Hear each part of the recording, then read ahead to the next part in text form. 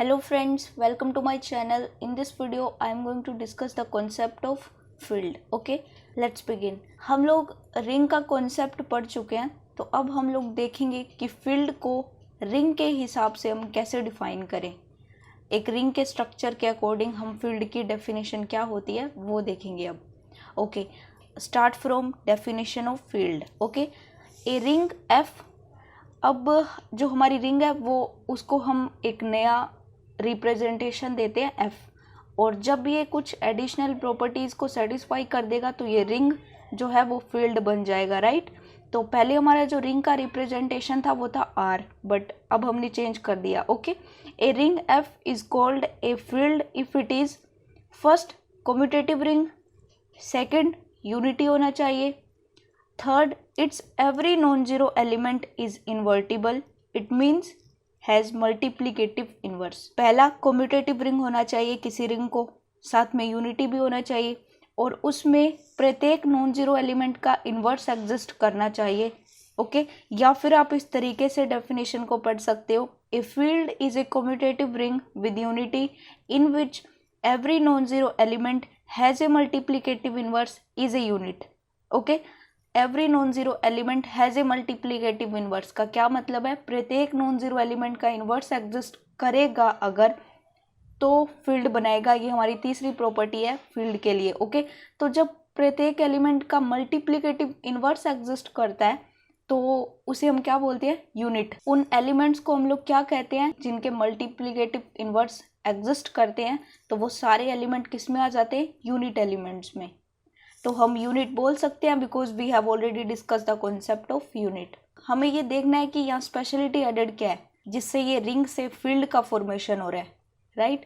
देखो, रिंग होने के लिए जो हमने तीन प्रॉपर्टीज पढ़ी, commutative ring, unity and multiplicative inverse, ये तीन वर्ड्स का होना ज़रूरी नहीं है, लेकिन फील्ड के लिए ये तीन प्रॉपर्टीज ज़रूरी है। So these three properties are required, या फिर हम कह सकते हैं these three additional properties are required. It has to be commutative, it has to be unity, it has to be multiplicative inverse. ये तीन एडिशनल प्रॉपर्टीज है जो किसी भी रिंग को फील्ड बनने के लिए रिक्वायर्ड है। तो फिर हुआ क्या कि किसी भी रिंग में ये तीन प्रॉपर्टीज हैं, तो फिर उस रिंग में कुछ खास बात हुई। किसी भी रिंग में कम्यूटेटिव रिंग है विद यूनिटी है और प्रत्येक नॉन जीरो एलिमेंट का मल्टीप्लिकेटिव इन्वर्स भी एग्जिस्ट कर है, तो ऑब्वियस बात है कि वो रिंग कुछ खास है, उसमें कुछ खास है, उसमें इतनी सारी स्पेशलिटी है। हम पहले भी देख चुके हैं, हम रिंग देखते हैं पहले और फिर उससे रिलेटेड कुछ एडिशनल प्रॉपर्टीज़, तो वो एडिशनल प्रॉपर्टीज़ थोड़ी सी इकट्ठा होकर फिर कुछ और फॉर्मेशन कर देती है, लाइक फील्ड। हमने एक रिंग से कहा कि तुम ये तीन बातें, कम्यूटेटिव रिंग, यूनिटी और ये मल्टीप्लिकेटिव इन्वर्स, इनको अपने अंदर ले लो तो हम तुम्हें फील्ड देंगे, राइट। अब यहाँ से हमें एक बात पता लगी कि प्रत्येक रिंग तो फील्ड नहीं बना सकती, लेकिन फील्ड हमेशा रिंग बनाएगी। तो यहाँ से एक पॉइंट याद रखो, not every ring is a field. प्रत्येक रिंग फील्ड नहीं बनाएगी, लेकिन जो फील्ड है वो हमेशा रिंग तो बनाएगा ही, right. A ring has to satisfy three particular properties to be field. किसी भी रिंग अगर ये तीन पर्टिकुलर प्रॉपर्टीज़ को सेटिस्फाई कर दे, कम्यूटेटिव, यूनिटी, मल्टीप्लिकेटिव इन्वर्स, तो वो फील्ड बनाएगी। मतलब किसी सेट को फील्ड बनने के लिए रिंग बनना पड़ेगा, फिर उस रिंग में कुछ और बातें होगी तो वो फील्ड बनाएगा। नाउ अब मेरे पास एक क्वेश्चन है, या फिर इसे आप क्लेम कह सकते हो, every field is an integral domain. हम लोग इंटीग्रल डोमेन का कॉन्सेप्ट अच्छे से पढ़ चुके हैं, तो अब हम फील्ड को थोड़ा सा इंटीग्रल डोमेन के साथ रिलेट करके देखते हैं कि क्या कुछ हमें कॉन्सेप्ट मिलता है वहाँ से। तो मैंने क्वेश्चन लिया, every field is an integral domain, right, statement है ये। अब मेरा अपने आप से क्वेश्चन है, can I prove, and this is actually a theorem. पढ़िए theorem, every field is necessarily an integral domain but the converse is not necessarily true. प्रत्येक फील्ड इंटीग्रल डोमेन तो बनाएगा ही, लेकिन अगर किसी रिंग में इंटीग्रल डोमेन है तो वो रिंग ज़रूरी नहीं कि फील्ड भी बनाए, राइट। तो मेरे पास एक क्वेश्चन आता है, every field is an integral domain, इसका क्या मतलब हुआ, we have to show that a field can not have zero divisors, किसी फील्ड में जीरो डिवाइजर्स नहीं है, तो उसका मतलब भी तो हुआ कि उस फील्ड में इंटीग्रल डोमेन है, वो फील्ड इंटीग्रल डोमेन बना रहा है, राइट। तो अब मेरे पास एक स्टेटमेंट है, every field is necessarily integral domain, right. तो इसे हम लोग प्रूफ करके देखते हैं कि क्या कुछ हमें मिलता है इसके प्रूफ में, राइट। तो मेरे पास एक स्टेटमेंट हुआ कि let F be a field, अगर कोई एफ फील्ड बना रहा है तो देखना है कि हमेशा वो इंटीग्रल डोमेन भी बनाएगा। तो ये मेरे पास क्वेश्चन है, ओके, और इसे हम प्रूफ करके देखते हैं, मैं ट्राई करती हूँ, right. Let F be a field, अगर एफ फील्ड बना रहा है तो by the definition of field क्या कह सकते हैं, F is a commutative ring with unity in which multiplicative inverse of every non zero element of F exist. तो तीन, अगर एफ फील्ड बना रहा है तो तीन प्रॉपर्टीज भी हम लिख सकते हैं कि फिर वो एफ कम्यूटेटिव भी होगा, कम्यूटेटिव रिंग भी बनाएगा, यूनिटी भी बनाएगा, और उसमें जितने भी नॉन जीरो एलिमेंट है सबका मल्टीप्लिकेटिव इनवर्स एग्जिस्ट होगा, मतलब प्रत्येक एलिमेंट, प्रत्येक non zero element unit element होगा, ओके। अगर ऐसा है तो इसका क्या मतलब है, मैंने दो एलिमेंट लिए एफ से, F is A set, F is a field, वैसे तो A belongs to F, B belongs to F, A is non zero, B is non zero, ऐसा मैंने लेट कर लिया। मैंने दो नॉन जीरो एलिमेंट फील्ड में से लिए।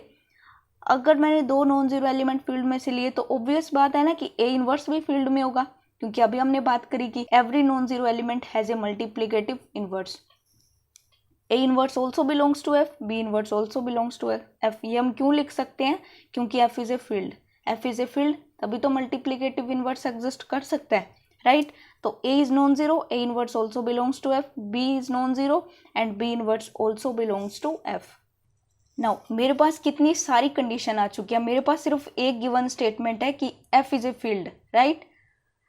F अगर फील्ड है तो वो कम्यूटेटिव रिंग विद यूनिटी भी है, मल्टीप्लिकेटिव इनवर्स एग्जिस्ट करता है प्रत्येक एलिमेंट का, जहाँ मैंने दो एलिमेंट लिए तो उनके इनवर्स भी एग्जिस्ट कर रहे हैं, इतनी सारी कंडीशन है। तो अब मैं कुछ सपोज कर रही हूँ अपनी तरफ से मैं ये सपोज कर रही हूँ कि F has zero divisors, okay, ये मैंने सपोज किया। तो अगर field has zero divisors that means A B belongs to F such that A B is equals to zero, A और B is a non zero element and A और B का product zero है, जहाँ पर ना ही A zero है और ना ही B जीरो है। यही तो होती है डेफिनेशन जीरो डिवाइजर की, ये भी कॉन्सेप्ट हम कर चुके हैं। तो हम field, zero divisor, integral domain, इन सबको रिलेट करके देख रहे हैं एक्चुअली। अब हम क्या कर सकते हैं, अब ये बात बहुत इंपॉर्टेंट है, ये इस थ्योरम में काफ़ी इंपॉर्टेंट है कि A belongs to F then A inverse also belongs to F, तो इसका यूज़ यहाँ पर होगा।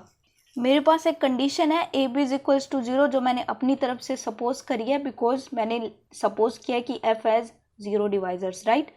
अगर मैं इस कंडीशन में A इनवर्स से दोनों तरफ प्री मल्टीप्लाई कर दूं तो ऐसा हम करके देखते हैं। प्री मल्टीप्लाई का मतलब है कि इस तरीके से लेफ्ट साइड मल्टीप्लाई हम कर सकते हैं। तो A इनवर्स का मैंने प्री मल्टीप्लाई कर दिया, right. A inverse into A B is equals to A inverse into zero.